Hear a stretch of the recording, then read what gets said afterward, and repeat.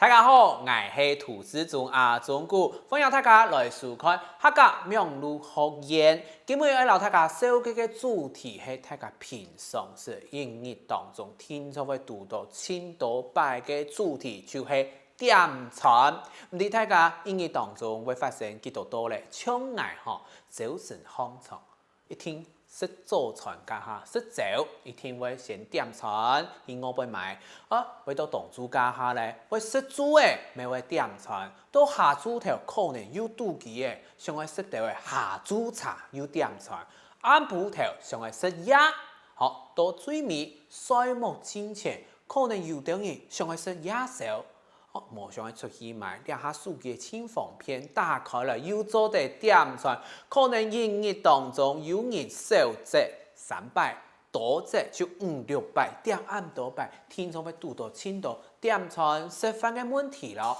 好，今日嘅课程咧，你会分咗5节，会分配嚟小嘅，让你上抽定落去食饭，去点餐，虽然哪度嘅餐点，行过最尾会留下小嘅度食饭嘅时候会带到嘅用品。個最尾一部分會留大家向下來複習今日學到嘅詞彙韓國記嘅。喺今日嘅課程當中咧，大家會學到以點菜韓國食飯家下會讀到哪啲情況，大家用辦形容無樣樣嘅詞彙還有記嘅，來去描寫，來去表達你讀到嘅事情咯。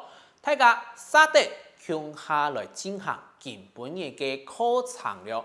你人講吼，食飯放地態，食飯真係喺人生當中吼，真重要嘅事情。唔知大家平常時考啲哪片來食飯呢？有人考啲傳統地圖來食，有人考啲傳統買定買到過後就帶轉屋卡度去食。我最少我清楚唔知吼嘅傳按樣辦法來點。